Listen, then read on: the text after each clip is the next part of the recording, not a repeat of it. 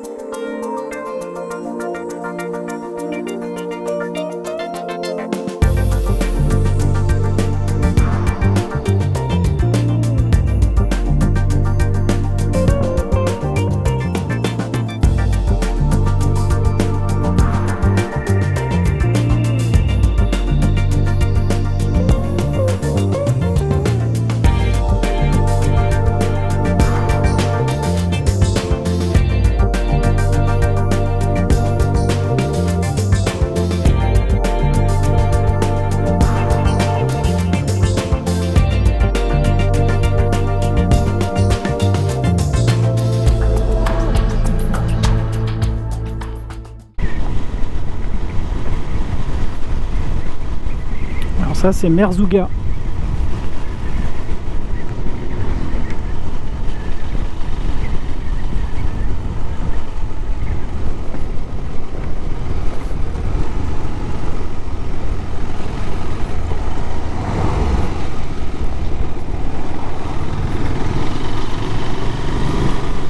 Avec la dune.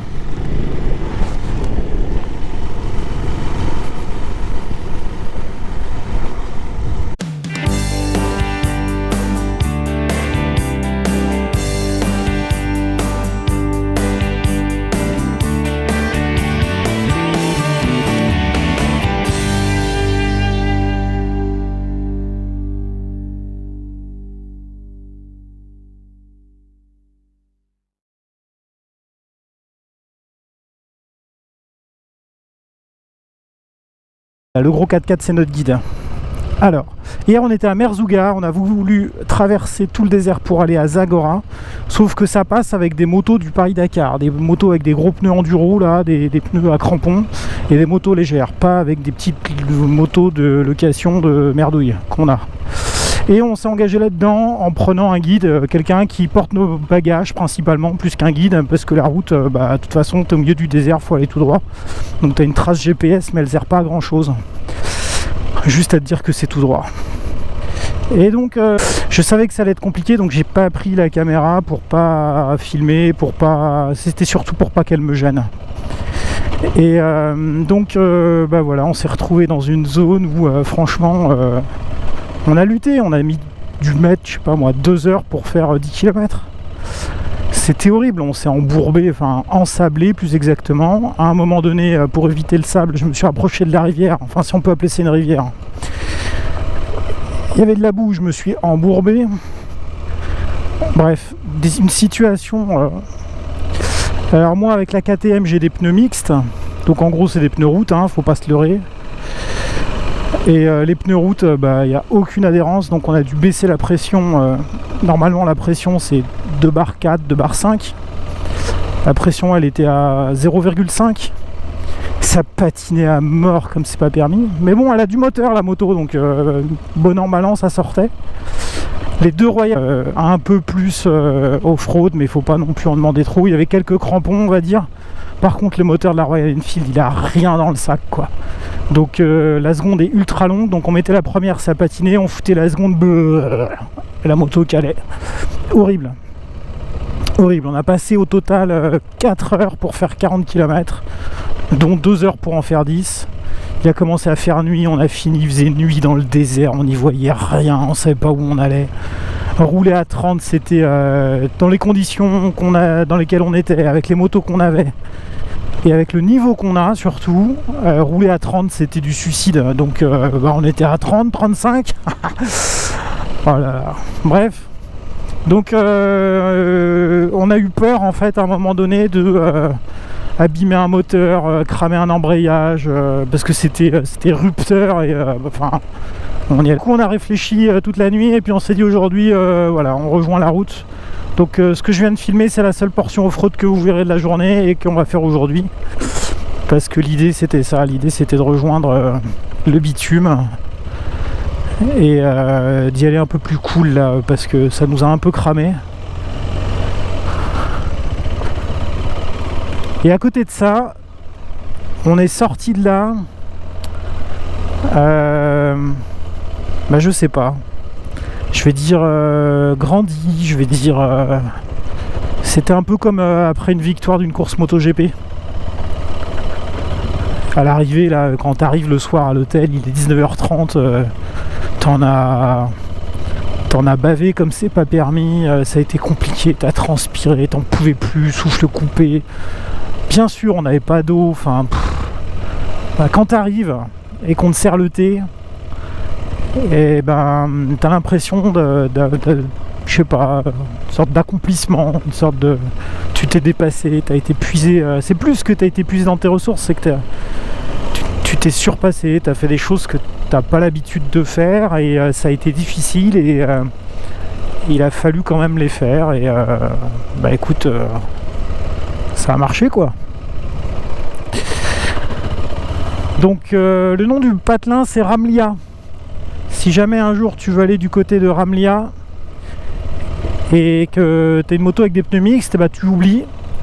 Si tu as des valises sur ta moto, il te faut une moto d'enduro quoi, une KTM 450. Ça pourrait passer en Ténéré 700, un truc un peu mode baroudeur, mais pas trop de bagages et surtout faut du niveau quoi. Les bons pneus et du niveau, parce que sans niveau comme ce que nous on avait, bon le guidon il part de gauche à droite tout le temps, ça guidonne comme c'est pas permis, ça fait peur quand t'es pas habitué, que t'es habitué à aller sur la route et que ton guidon était toujours droit. Si le guidon commence à bouger, c'est que soit enfin c'est dangereux quoi sur la route. Là c'est tout le temps le truc qui guidonne tout le temps, donc psychologiquement c'est pas facile. Bon, on est en train de sortir de Sid Ali, qui est le village après Ramlia, pour rejoindre la route, si on peut appeler ça une route. Enfin une partie un peu asphaltée quoi. Et puis on descend à Zagora. Zagora est très connu pour avoir des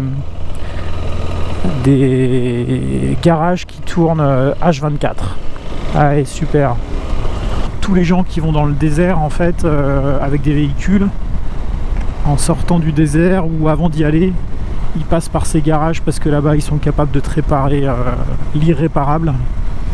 Ils travaillent 24 heures sur 24, 7 jours sur 7, 365 jours par an. Et manifestement ils font des merveilles, donc a priori c'est à voir. Je m'attends de Zagora comme étant en gros le meilleur garage du monde quoi. La ville des meilleurs garages du monde. Alors quand on dit désert, faut pas s'attendre à un désert de dunes. Ça c'était hier matin dans la dune de Merzouga où on a été faire un peu les marioles en quad. Où là oui c'était le désert mais c'était les dunes. Non, ce que vous voyez là, le paysage un peu martien. Oh, à gauche c'est des ruches, je sais pas si on les voit bien à l'image. C'est des ruches. Ils font du miel qui est excellent ici, donc forcément pour faire du miel il faut des abeilles. Et les abeilles elles vont dans les ruches. Oui, t'imagines le désert quoi, un paysage où il n'y a rien et puis t'as une piste au milieu et tu roules dessus, mais la piste c'est pas une autoroute hein, c'est un chemin quoi, et le chemin des fois il se divise en 2 ou en 3 et puis après ça s'arrête et en gros tu sais pas où il faut aller, enfin c'est... Voilà. Bon voilà le paysage qu'on avait hier. T'enlèves les arbres, t'enlèves le bitume, t'enlèves la route quoi. Et c'était ça.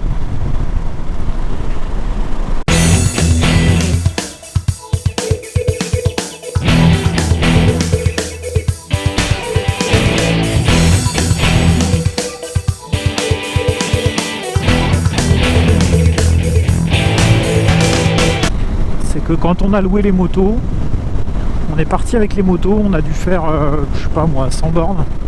On s'est arrêté et on a regardé l'état des motos après 100 km. Et si je peux donner un conseil, c'est de ne pas faire ça en fait. Il faut regarder les motos en partant chez le loueur. Parce que là on est parti, bon ma chaîne était complètement détendue, ça à la rigueur on s'en fout, il y avait les outils sous la selle, on s'est débrouillé. Par contre, les 3 motos avaient le niveau d'huile en dessous du minimum. Et ça c'est un coup à cramer un moteur en fait, tu serres le moteur, il explose quoi. Vu ce qu'on leur a mis dans la tronche hier, hein, parce que dans le sable tu es à l'arrêt, tu peux pas démarrer en première parce qu'il se passe rien. Donc tu es obligé de démarrer en seconde, donc en gros tu te mets à 8000 tours minute en seconde et tu lâches l'embrayage d'un seul coup. Et puis tu mets à poignée dans le gaz, donc tu es au rupteur entre 8 et 10 000 pendant plusieurs mètres, plusieurs secondes.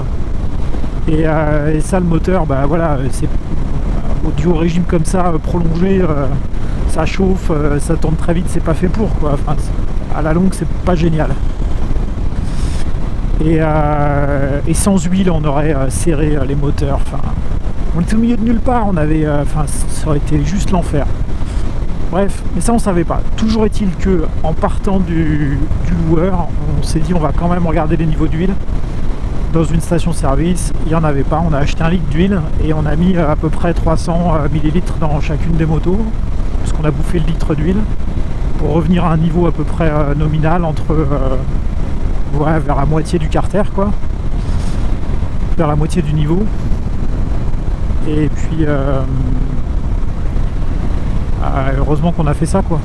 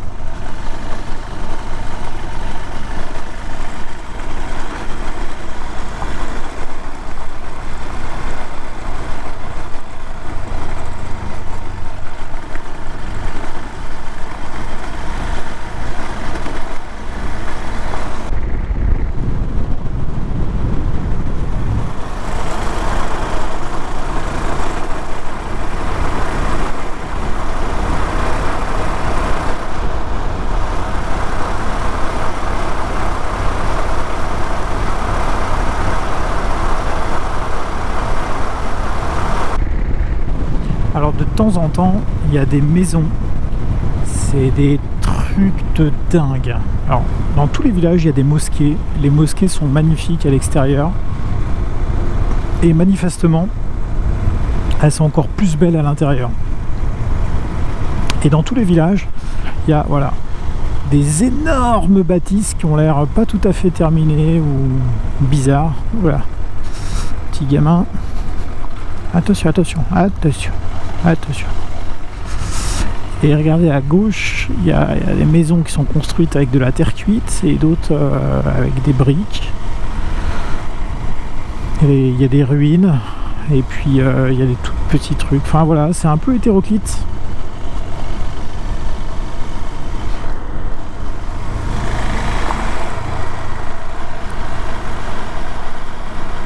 Ouais, le passage piéton. Maison en construction.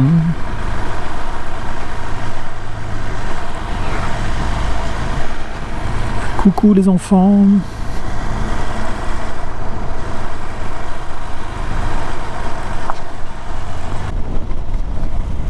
J'en prends plein la vue depuis 5 jours maintenant.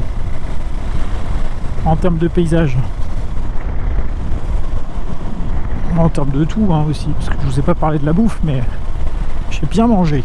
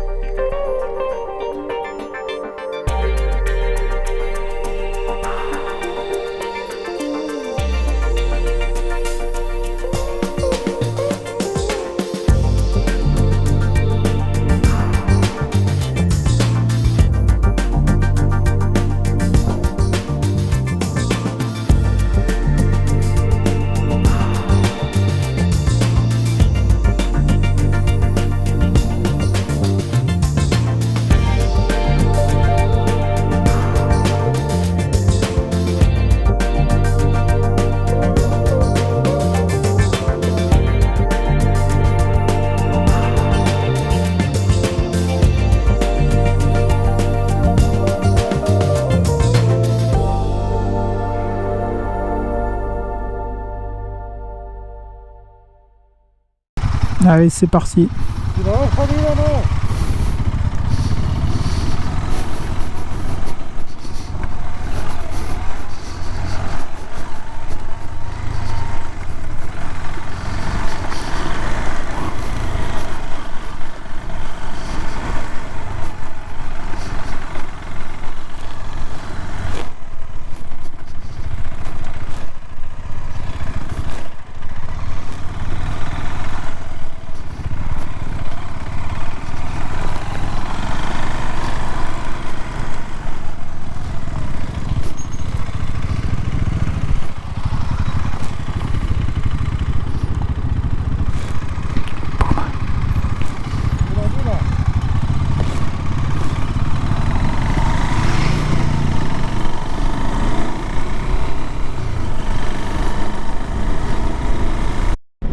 Il y a la fatigue qui commence vraiment à se sentir. Mal aux épaules, mal au dos. Tito, il a plus d'avant-bras gauche, il a dû se blesser en tombant. Il est tombé 3 fois avec la Royal Enfield, et il est tombé 4 fois dans les dunes avec la moto de location, la KTM d'enduro. Donc au total, il est tombé 7 fois. Et il y a une des 7 fois où il s'est retrouvé avec la main coincée sous un levier. Et depuis, il a mal à 2 doigts de la main droite. Donc, bon, on va voir ce que ça donne. Je vais scotcher les doigts. Ça lui faisait moins mal.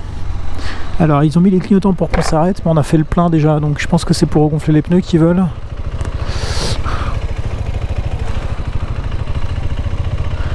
Ouais, ici, il n'y a pas de quoi regonfler les pneus. ¿Parabas para la presión de neumáticos? Sí, por eso. Pero he visto que no había manguera. Bonjour, c'est pour regonfler les pneus. Il y a de l'air là-bas.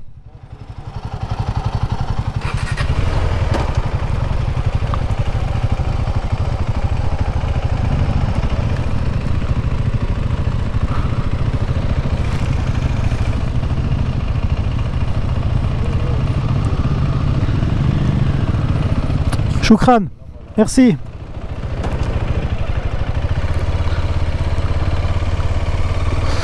Ah, on va aller regonfler les pneus. Bon, je filme, hein, mais c'est pas forcément hyper intéressant, mais ça fait partie du voyage. Allez.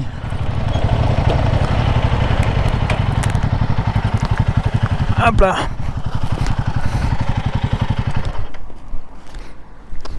Comment ça marche?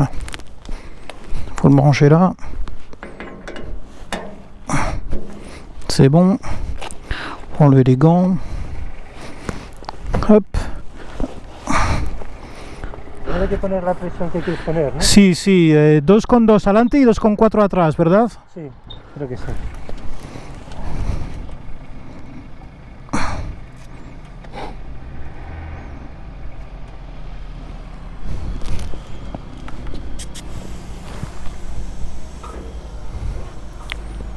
Ahora ya estaba baja, ¿eh? Sí. Todo fuera.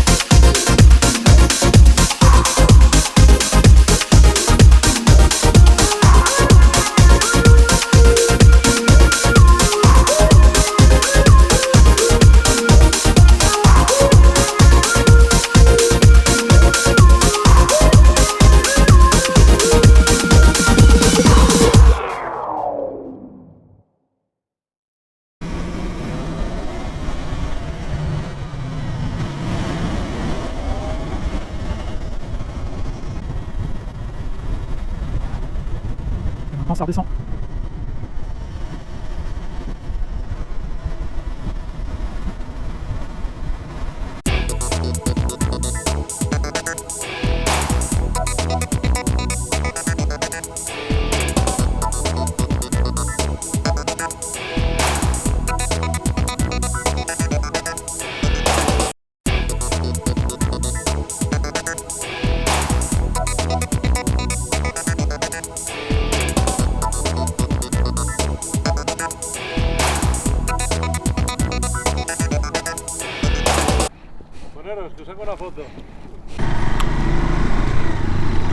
Voilà, contrôle de gendarmerie royale. De temps en temps ils sont là, ils mettent un truc sur le bord de la route, il faut s'arrêter jusqu'au moment où ils nous disent de passer et on passe tranquillement.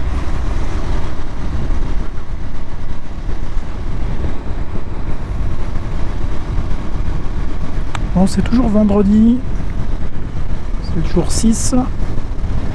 On est censé s'être arrêté pour dîner et dormir, mais l'hôtel qu'on a vu, enfin l'endroit qu'on a vu pour dormir ne nous inspirait pas confiance. Il fait encore jour, il est 17h40. On a dit vas-y, on pousse un peu plus loin. Donc pousser un peu plus loin, ça veut dire traverser les montagnes qu'il y a devant là. Je sais pas si on les voit bien. Ouais.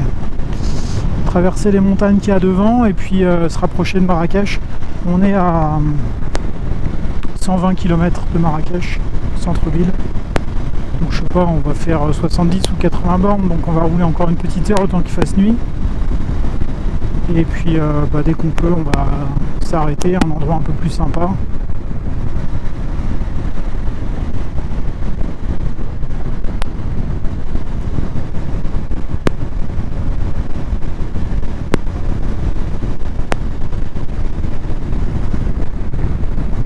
C'est vrai que la route là, elle roule.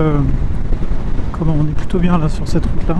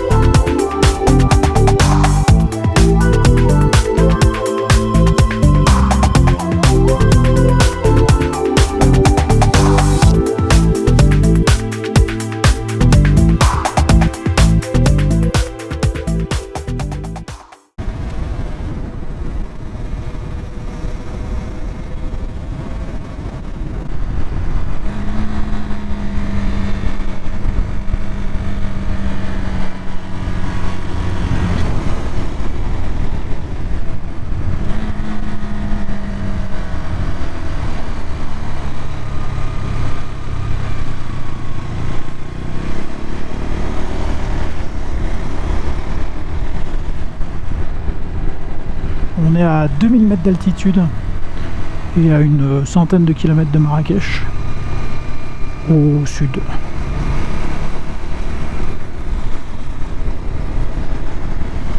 Ouais, bon, j'arriverai pas à regarder la route avec.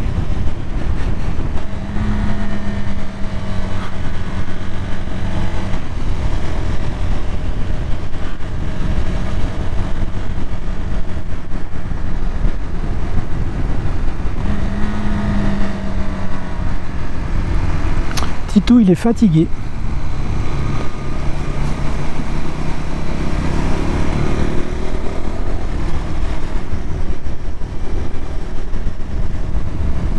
Et Mickaël, il est survolté.